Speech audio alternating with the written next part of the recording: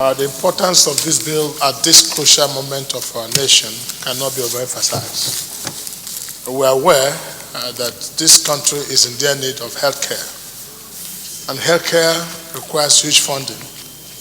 And the best way to help is through this systematic insurance scheme, through the amendment the Distinguished Senator is seeking. One of the most painful things that one can experience in life, you see someone sick, and he cannot have or she cannot have access to good Medicare. The privileged ones in our society today find their way to India, find their way to other parts of this world to get a better Medicare. And while the less privileged ones are here struggling to survive. If we think it is good, I think it's the duty incumbent on us to fix our nation's medicals and health system. So, Mr. President, I will urge my colleagues, distinguished colleagues, to please all rise and support this very great bill that will help to ameliorate the sufferings of the ordinary citizens, especially those who find it difficult to access good medical care. We also, in the last budget, we saw that not a lot of money is budgeted. Everywhere in the world now, they try to move up to 15% in their budget. We're still at 6.7. That is not good enough. So I think we should do something and prioritize health in this country, because health is wealth. And a healthy workforce depends on those who get access to good medical care. Thank you, Mr. President. There's need for us to support this bill. But the last speaker made a very, very, very key point. And we have often said in this place that we need a constitutional review. I think it's high time we take the bull by the horns and revisit some of these primitive laws that have been made that have kept our nation in bondage of some sort, and take a decisive decision to get rid of it and give us a constitution that will make us more progressive and more modern in our life. So I support this bill and the move for a constitutional review. Thank you. Thank you very much. In all the motions we've been moving, this seems to be one of the motions that is very critical, that tend to expose some of the ills in our society. But I wish my colleague, while commending him, has gone into more detailed study of the past activities of donor agencies in Nigeria with statistics, and to understand how much we have gotten through donor agencies and what's the impact of that fund in our life. If you do that and announce it to this Senate, it might be mind-boggling and literally earth-shaking. I have had experiences myself, and I thought it was a culture or a tradition in our nation. But I call this another form of colonialism, what I call neo-colonialism. And until we correct this, we might not be making any impact for generations yet unborn. No nation, Mr. President, no nation can grow from outside. Every nation must grow from within. So we must be careful how we collect AIDS before it turns to AIDS.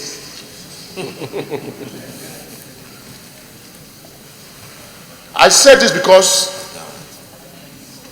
what we're getting right now in terms of AIDS, when you go back and see what they have done with it, is not commensurate with the amount of money we have collected. So the money comes and goes back in the same way it has come. What that means, Mr. President, is that before we also blame the donor agencies alone, it takes two to tango. They can't be operating without our locals. Our locals have made themselves experts in dealing with this country the way they like. And so, I wish my colleague will do more detailed job on this. And this has also characterized what is happening in this country, which has worried me so much as a person, and I don't have a way to express it. Thank God for being a senator, but I can express myself. In the first place, the same style we have adopted from the masters outside is what we are practicing. Today in Nigeria, Nobody talks about achievement. They talk about the paperwork.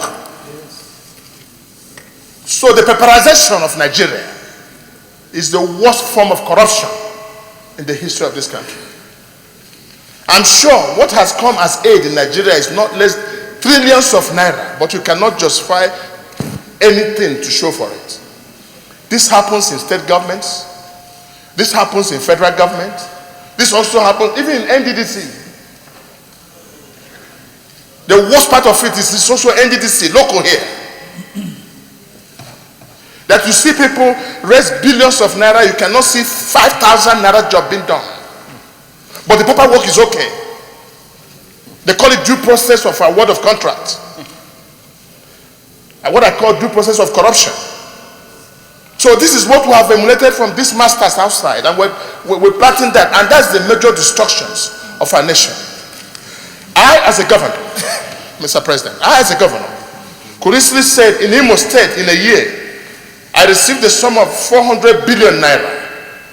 Maybe after 400 billion naira, I'll spend 280 billion naira for salaries and recurrency.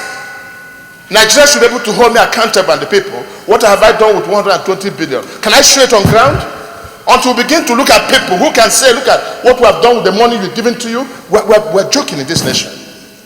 So this will dovetail into so many things when we go into it. But coming back to these donor agencies, I was the president of Red Cross of Nigeria.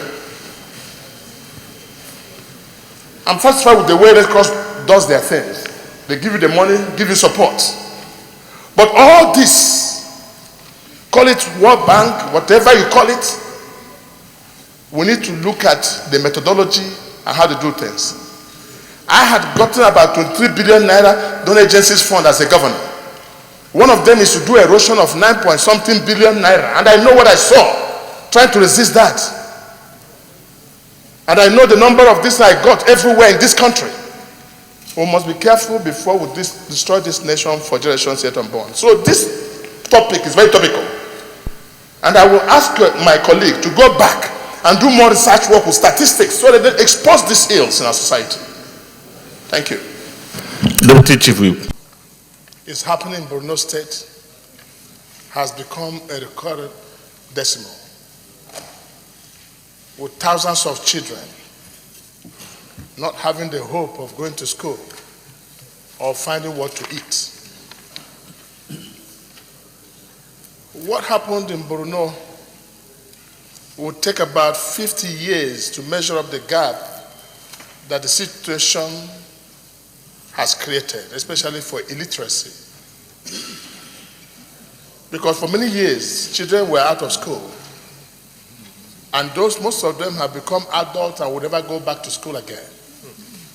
That is a danger waiting to explode. But one thing is shocking in our nation, that when these things happen and we see it before us, we think it does not concern us because it has not come to our domain. Let me remind all of us here seated that what happens in Borno has a direct impact in Imo State for tomorrow. The moment that we begin to see that any danger in any part of this country is a danger in the rest of the part of this country, the better it is for us as a nation. All of us have heard about Borno. I have personally visited the place, and I can succumb and agree in total with what Senator Ndume has presented. Probably, we may not understand the urgency of now to tackle this matter, but I think the Senate should, beyond the necessary ceremonial or conventional way of presenting matters of advocacy committee, take a step further to go there, this time led by the Senate President himself, because of the urgency of the matter, to ascertain the true position of humanitarian crisis in that area. I've been opportune to visit one of the countries in the world with Mr. President, and one of his cries were on what is happening in Borno and Northeast. Today, it has moved over to Katsina with some crisis. It's now Kaduna. Abuja is having a similar thing. While we sit in this comfortable place, let us bear in mind that Nigerians are suffering there in Borno State and other parts of this state. So mine would be to request whatever funds have been made available, or the agency, they should start working. And in our own, as a family, to dramatize the urgency of now and the need to support Borno people, I think, Mr. President, we might resolve to a committee session and see how we can create a widow's mite as a Senate to show our practical support so that other Nigerians can follow. We have enough resources in this country. We have enough wealthy people in this country, but we have not prompted people the spirit of giving to those who do not have. We have clothes we do not need. And I'm sure every senator here has boxes of clothes that he does not need, including Mr. President in his house, and all of us here. If doses are given out to them, it will help them somehow. So let's dramatize giving so that other Nigerians can give and help the poor people in our society. I so submit to Mr. President. And if what we are doing today is similar to what we did in the 8th Senate, then be rest assured that the product will be the same. And what I mean by this is,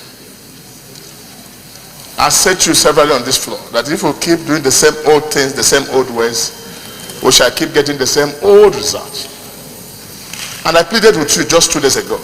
I said, Mr. Senate President, change your style. Let's change our style. And if we change our style, we'll get a new result. Again, I reminded all of us.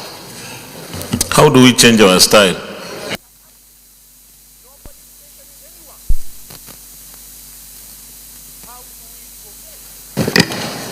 Mr. President, that we are the pivot upon which the wheels of government must rotate.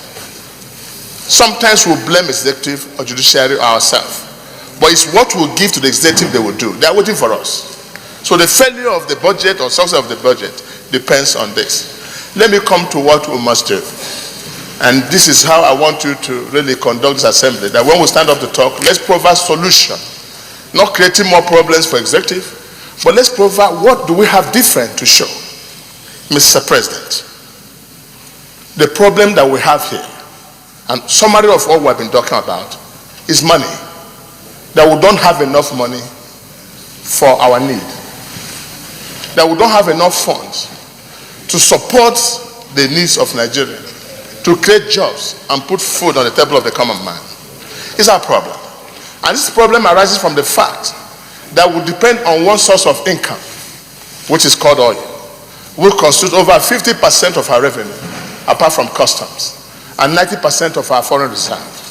And this same oil is static, is in fact reducing, while the population and our demands are constantly increasing in a geometrical progression. So oil will not meet it. So, first and foremost, a people like us now faced with this kind of danger should look inwards. And I say to you, let's cut our coat according to our material available, not according to our size. I've said this severally. Nigeria's budget is being cut according to the size of Nigeria, not according to the material available, resource available in Nigeria. And I'm coming to the solution. So what we need is number one. Go ahead. Chief Whip, you have no whip in your hand, so you cannot whip anything now. I think you address the chair, and I will give you 1 more minute.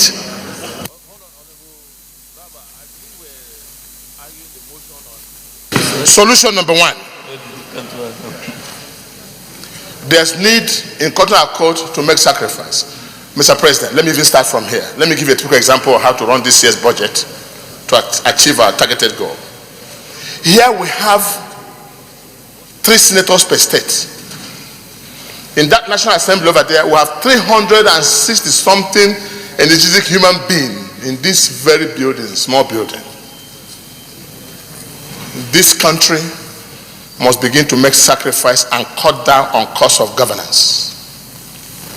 To start, very painful as it might be. Now, our constitution provides that we have 3 senators. What is the three senators per state doing that 1 senator per state cannot do? Hold it. Now, what are we doing in the National Assembly there that we have 360 something people? And each of these person creates demand on the system. We must cut down on the cost of governance. The second point, Mr. President, let us, I know you won't like this, don't you? No. I think you can round up. In fact, because you are saying something so important, I'll give you an additional minute.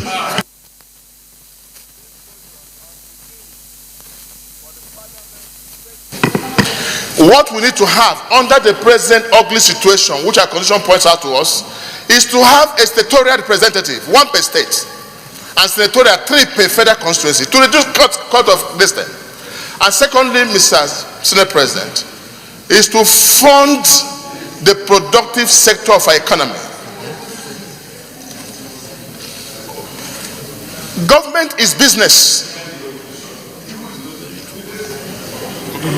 Government is business. Now you have to round up, honestly. Yes.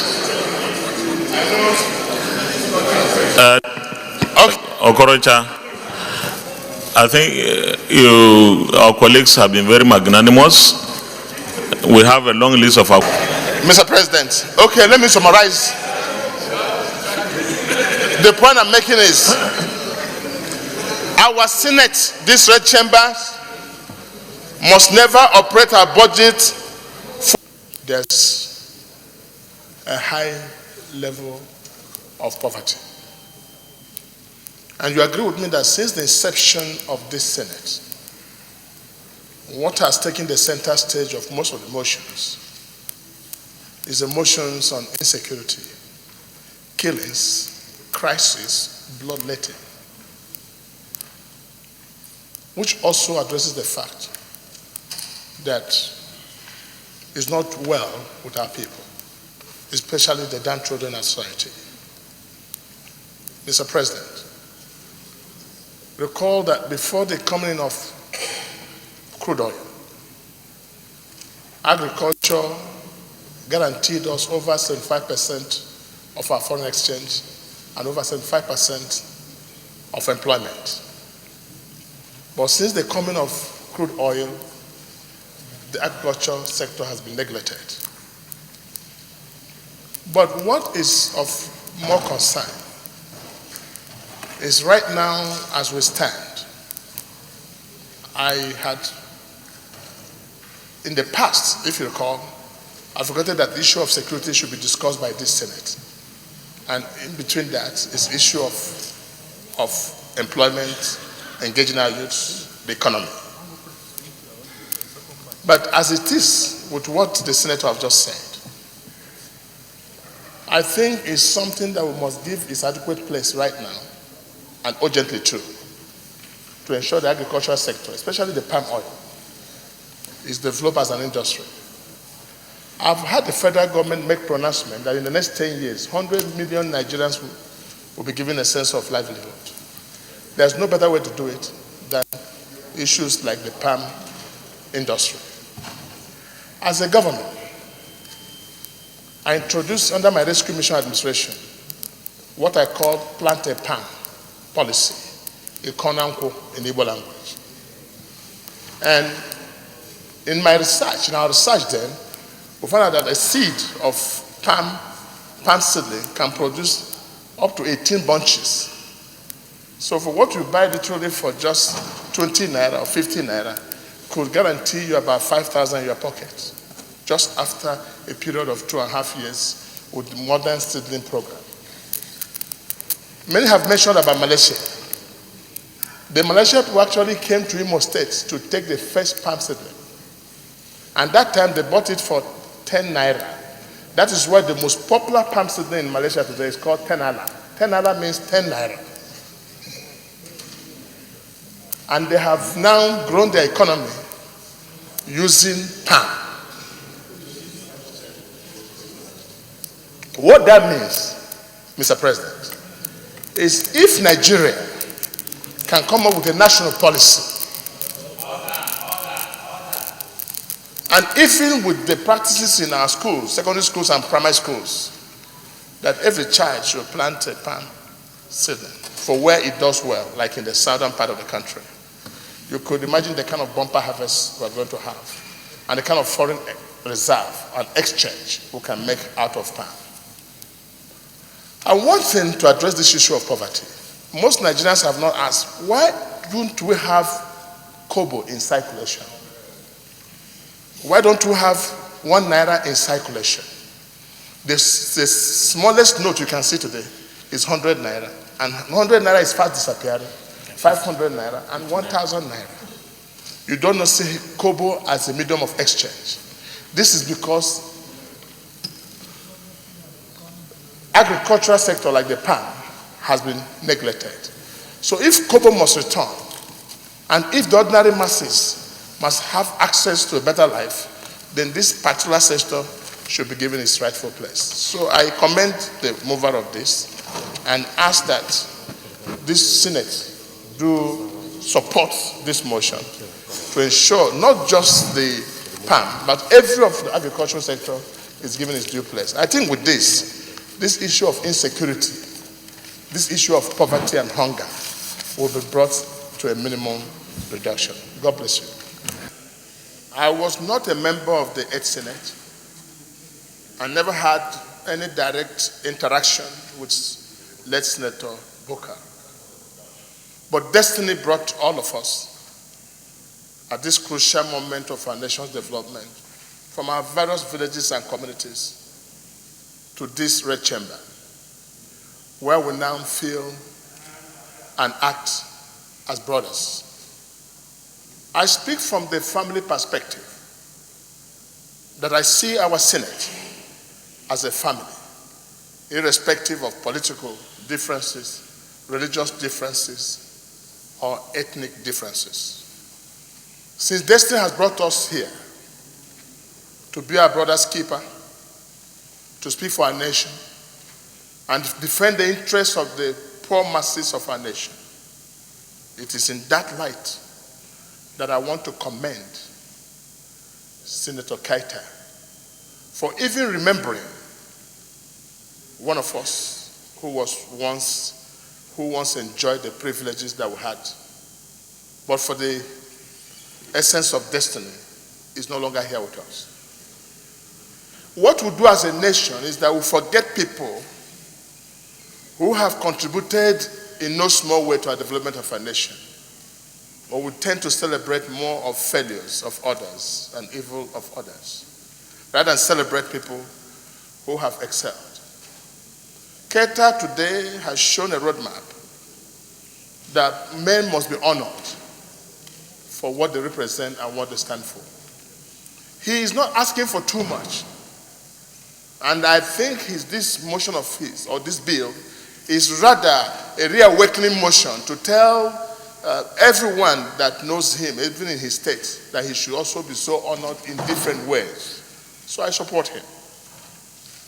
I came this morning with some form of feelings of emotions. The same way that as we are seated here, a few days ago, by reasons of law, and which is beyond our control, one of us is not here.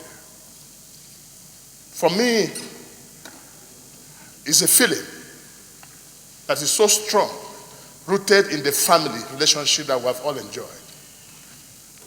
While we pray for repose of his soul, we also pray for all of us in whatever circumstance of life we find ourselves. So, Mr. President, the time has come for us to learn to be more of our brother's keeper and respect each other.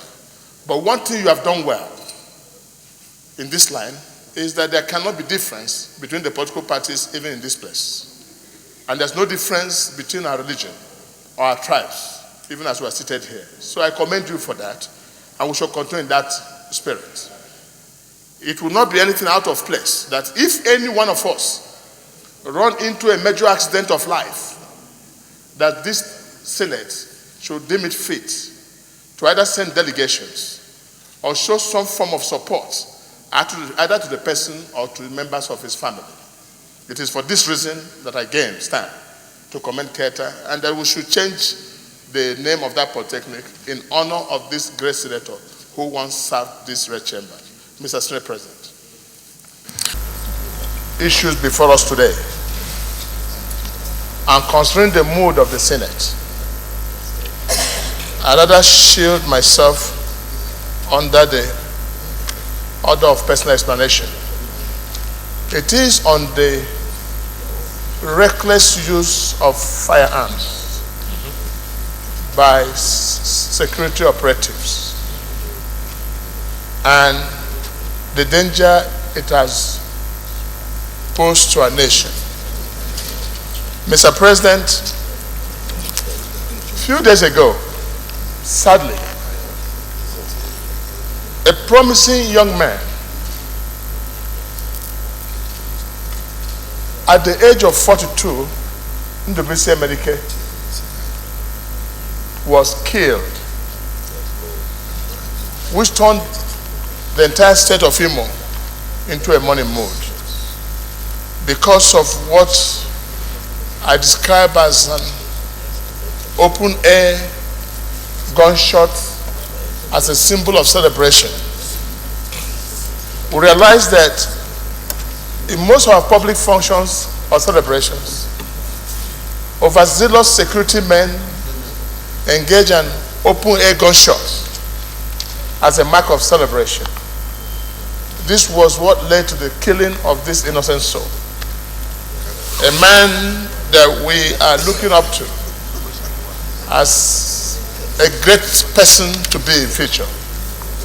So I'll use this media to appeal to all my colleagues, the entire red chamber, Mr. Senate President, that whatever this Senate would do in due course to bring to the attention of the security leaders, to caution, of course, talk to their staff or security agents, especially those who are attached to dignitaries, be it those attached to senators, attached to ministers. They should be very careful on the use of firearm in public areas. Mr. President, I think if this is good to save future problems that we might encounter as a result of this. Thank you, Mr. President. Leader of the Senate. For the love of my country, for exalted character and patriotic devotion. And let me remind all of us here seated, again, as legislators, that every nation of mankind is created by God with their material and human resources. Government and governance is only a guide, for no nation can grow beyond or above their human and material resources for those who has a relationship with God. Let me again say, probably this is the beginning of the 9th Senate. And if you recall, Mr. President, at the inception of the 9th Senate, I did mention that a forum like this should exist, where we can expand our vision and let the world know what the 9th Senate has for this nation. When we're discussing issues of security, thank God that Senator Alero and his team has come up with something thought-provoking topic of the agenda. When we speak of agenda, we are saying to the world, what do we have for the Nigerian nation as a legislature? Where are we going to? What difference can we make? What's the program? A sense of direction. And without a direction, every government, be it legislature, executive, or judiciary, will fail. So today, we are making a serious attempt in giving to our nation a direction by discussing the agenda of the 9th Assembly.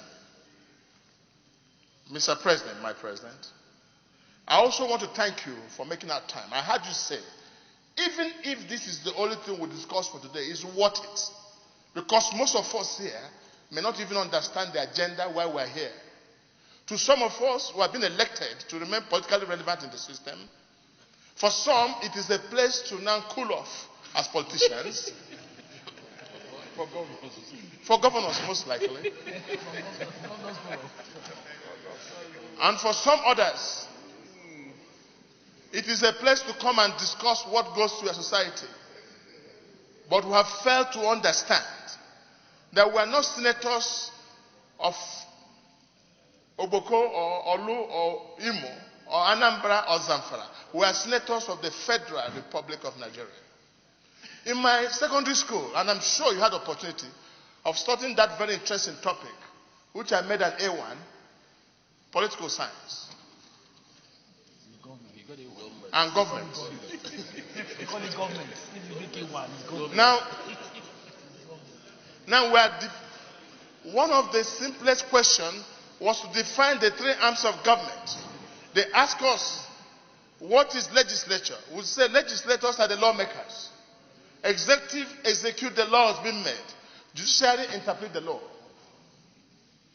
But what we have failed to understand in this country is that we have only one government, which is called the government of the Federal Republic of Nigeria. We do not have legislative government of Federal Republic of Nigeria. We have only one government. And when we talk about principles of separation of power, Mr. President, those separations of power was just to bring about checks and balances, but not cause disunity among the three arms of government. But today it looks like the only way we can pride ourselves as legislators is if we are still in confrontation with the executive or the judiciary. This again is what I call an act of Iberberism. But, Mr. President, now, Mr. President, please, the matter before us is so crucial and very interesting that opportunities must be given those who have ideas to do so. The question we need to ask ourselves in setting the agenda today is, what really is the problem of Nigeria? Why is Nigeria still the way it is? Why are we having an increasing security challenges in a geometrical progression? Why is there hunger in our land? Why is it that nations that we helped in the past, like South Korea and Malaysia, and even Dubai, has overtaken us? And we have become a laughing stock in the face of other nations. These are what will determine the kind of agenda we set for ourselves. But the way it is now, if we can only answer this question, then we might not set a proper agenda. But let me remind us, our number one agenda, Senator Alero, our number one agenda with your committee should be the people and nothing but the people. And we have a duty to make an agenda that guarantees happiness to every common man in this country. But because political power is a trust which can only be justified when used for the benefit of the common man. So our agenda must remain the people, and nothing but the people. Now, in setting this agenda, I thought that since we have one government, Federal Republic of Nigeria, there would have been a joint action committee comprising of the executive, the legislature, and the judiciary, with you seated as Mr. Senate President, to discuss together before we separate ourselves to find solution. Today, the executive is speaking from different angle, judiciary is from a different angle, legislature is a different angle. But let me remind all of us, ladies and gentlemen, distinguished senators, that where a nation has failed, the legislature is held responsible. Because legislature is the pivot upon which the wheels of every arm of government rotates. We start what the executive does, and we start what the judiciary does. Without legislature, there can't be action of executive, and there cannot be an action of legislature. So I suggest that there must be a teamwork first. Even in the making of our budgets, we must understand, for instance, let me give you an example, let me take a practical approach. President Muhammad Buhari, what do you want to do for Nigeria? First question. I want to do A, B, C, D. Okay. Let all the laws we make be gathered towards making you achieve this. That makes the matter a simple task. And there will be progress in this land. A nation that is faced with extreme danger like Nigeria today should seek the wisest course of action, not of convention. There's so much of talk shop like doing shop. And this is why today we're not able to come together with the executive, give them what they want to make sure they give the Nigerians what Nigerians need. So our laws must change. Our style must change. And if we keep doing the same old things, the same old ways, we shall keep getting the same old results. There will be no difference between the 8th Assembly and 9th Assembly if we do not change our style, even on the way we conduct the affairs of the Senate. I wish the leader of the Senate will allow me to expand my voice.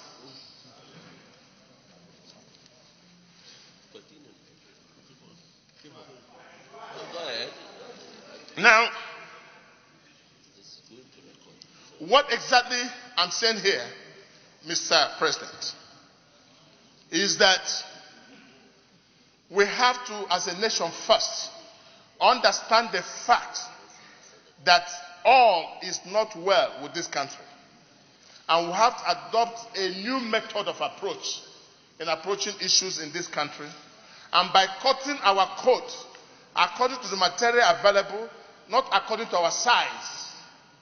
Because what we are doing today, which presidential system of government provides for us, is that we must cut our coat according to our size and not according to material available. What I mean by this is that first and foremost, what will make Nigerians have confidence in this Senate is to introduce the principles of sacrifice.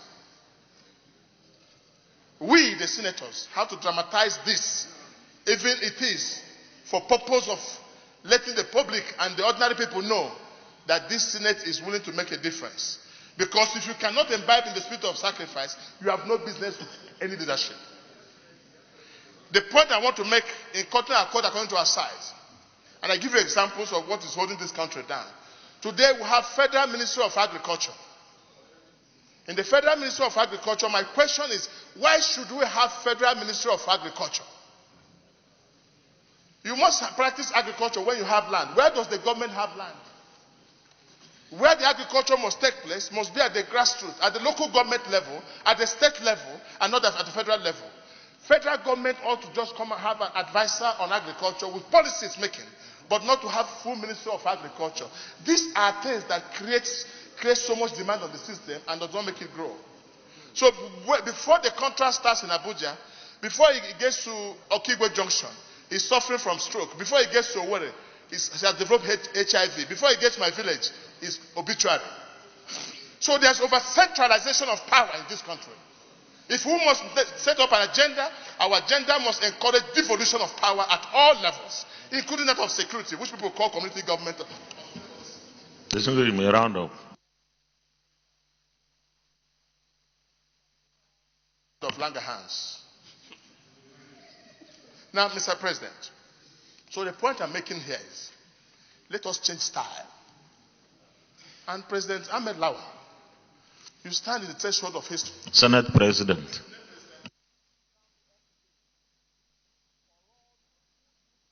The threshold to make name, if you toe this line you are towing, I see probably great things to come if you can follow this thing. To change the style from the old equation and change the whole from the narrative of the past and give us a new Senate which this Nigeria needs for its own development. I said to you today, we have Federal Ministry of Works. So we're going to court. Somebody will travel from here to my village, Oboko, to give a word of contract, and we'll pass the bills here. Before the minister takes off from here, directors, they have spent some few millions of naira in extra code. Yet we're talking about a nation that is going through a process of difficulties. We must cut our coat according to materials, not according to our size. As I round up on your instruction, though I'm not done, I want to announce to you that we must begin to pick talents, even here in the Senate. When God created men, He gave each one a talent. I don't think this Senate is harvesting talents. Even in the distribution of our committees, we have not seen where people have shown expertise to be able to handle those affairs.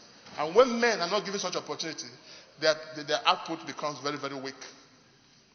I share something with you today that amazes you.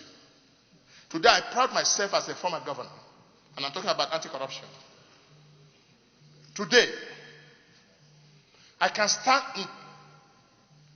with pride to say that within my 8 years in office, I'll give you an example. that what I did in Imo State and my performance, put together activities of governors in the past of that area cannot match it. And that's my word of honor before this honorable house. Distinguished Senator, I think the former... restrict yourself to the issue at stake. The former governors, other former governors are not around to dispute or put their record straight as well. So I will advise that you restrict yourself to the point. I am talking about style. I'm talking about people being allowed to talent and corruption.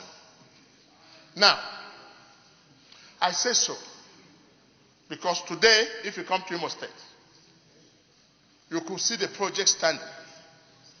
But no one has cared to ask you, what are you able to do to achieve, to make this impossible become possible? And until we begin to harvest talent and see what people have done to succeed, then we cannot make any headway.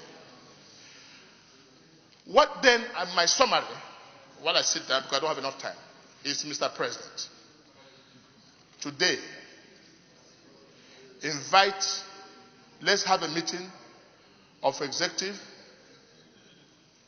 judiciary, leaders, and legislature. Sit down, say to ourselves, this is what we want to achieve. We cannot carry all the projects at the same time. We don't have the money to carry it. I'm sure in the Senate now, we want to add more roads, more hospitals. Why the ones of last year have not been completed? I'm sure we're here now introducing more things. When the last one will pass in 8th and 7th Senate, is still suffering from funding. Let us concentrate. In Igbo, we say,